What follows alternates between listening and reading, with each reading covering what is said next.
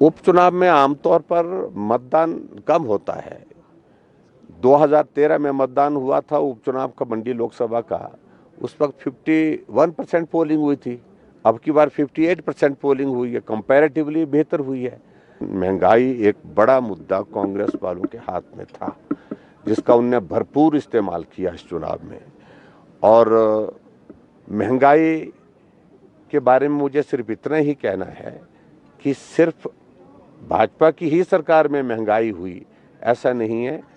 कांग्रेस की सरकार में भी 1360 रुपए का सिलेंडर बिका है, 120 रुपए में प्याज बिका है, और चीनी मार्केट से गायब हुई, मिल नहीं रही थी।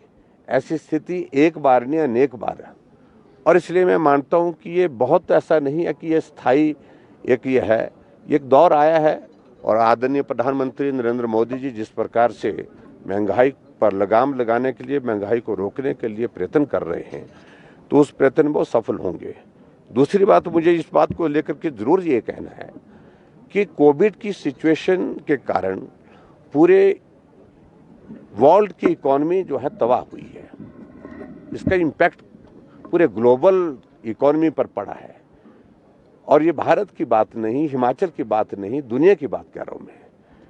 लेकिन मैं एक बात जरूर कहना चाहूंगा, हमारे यहाँ तो महंगाई, कोविड एक बहुत बड़ा कारण था, जिसके कारण इकोनॉमी जो है वो बहुत ज़्यादा बर्बाद हुई, पूरी दुनिया की, देश की, प्रदेश की। लेकिन कांग्रेस के ज़माने में तो कोविड था नहीं, लेकिन उसके बावजूद भी महंगाई इससे भी ऊपर चले गई थी। उन बातों का कोई जवाब नहीं उनके पास। तो इसलिए महंगाई उनने मुद्दे के रूप में हमारे इस चुनाव में हमारे खिलाफ इस्तेमाल करने का प्रयत्न किया। लेकिन मुझे पूरा भरोसा है, पूरा विश्वास है कि हिमाचल प्रदेश की जनता बहुत जागरूक है। उस दृष्टि से इनका कोई बहुत विशेष असर नहीं पड़ने वाला। हम बहुत जल्दी 1-2 दिन के अंदर सारी सिचुएशन को रिव्यू करेंगे, और ख़ास तौर से कोविड के मामले में थोड़ा इंक्रीज हुआ है पिछले दिनों में, वो चिंता का विषय है, स्वाभाविक रूप से चिंता का विषय है। स्कूल में बच्चे भी संक्रमित हुए हैं, वो और ज़्यादा चिंता का विषय है।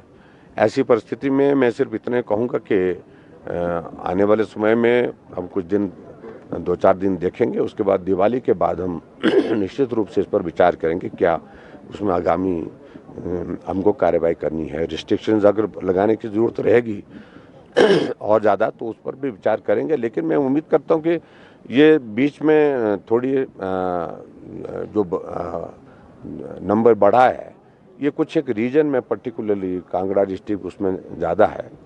तो बहुत ज़्यादा नहीं मैं मानता हूँ कि भाई अभी तक इस बात को लेकर के आगे करने की ज़रूरत है। जो हमने अभी तक जो कदम उठाए हैं वो पर्याप्त है। तो आने वाले समय में विचार करेंगे। वैक्सीनेशन का टारगेट सर? वैक्सीनेशन का टारगेट हमने नवंबर 30 तारीख सेकंड डोज के लिए तय किया है। हम कोशिश कर रहे हैं कि उस टारगेट को ही पूरा करें, उस तारीख तक पूरा करें। मैं इतना ही कहना चाहूँगा, दिवाली तक हम बहुत ज़्यादा रिस्ट्रिक्शंस नहीं लगाएंगे, दिवाली के बाद विचार करेंगे।